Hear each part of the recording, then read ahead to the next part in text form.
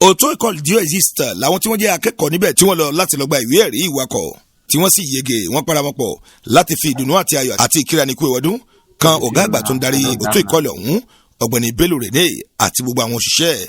ilé ìgbafẹ́ àti ilé oúnjẹ ayẹ̀rẹ̀bí àṣà ló gba àlejò òbítíbitì àwọn tí wọ́n jẹ́ akẹ́kọ̀ọ́ ọ̀hún tí wọ́n ṣe àṣeyege láti fi ìdùnnú àti ayọ̀ hàn lásìkò tó ń sọ̀rọ̀ akọ̀wé àgbà fún ojúléeṣẹ́ ọ̀hún ló bá iléeṣẹ́ Solo TV sọ̀rọ̀ pẹ̀lú ohun tí wọ́n wá ṣe ní ọjọ́ náà ọ̀gbẹ́ni Bello Rene dúpẹ́ lọ́wọ́ gbogbo àwọn tí wọ́n jẹ́ akẹ́kọ̀ọ́ yìí ìpele jẹ́ àkọ́kọ́ tí àwọn tí wọ́n jẹ́ akẹ́kọ̀ọ́ bẹ́ẹ̀ yóò fi ẹ̀mí ìmoore hàn yàtọ̀ sí àwọn tó ti ń ṣe tí wọ́n sì ti ń gbà látìgbà tí ó ti pẹ́ ọ̀kan nínú àwọn ìrìnsẹ̀ lọ́hùn tó wà láàrin àwọn akẹ́kọ̀ọ́ wọ̀nyí ó bá wa sọ̀rọ̀ ẹgbàláyé tí wọ́n ṣe lẹ́nu ọ̀pá gbóngbóng wa. orúkọ mi ni Pastor Jean-Baptiste Bangbola. Ohun tó mú àwa bí lónìí ni pé àwa ṣe àjọyọ̀ àwa tí a lọ sí Auto Ecole Dieux Existe ní ọdún tó kọjá tá a gbà á àwa yàn nínú ara wa pé ó yẹ ká wá bá iléèwé náà yayọ̀ kan kí àwọn èèyàn kó lè mọ̀ pé iléèwé dáadáa ni.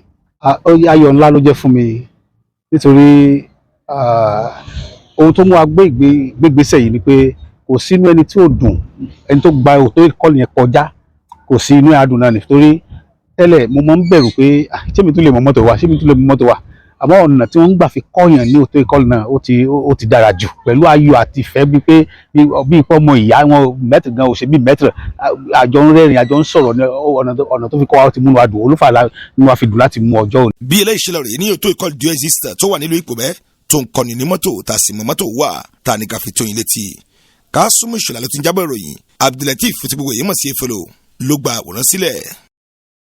Solo TV. Ìmọ́lẹ̀ gbogbo ọmọ ànàgó.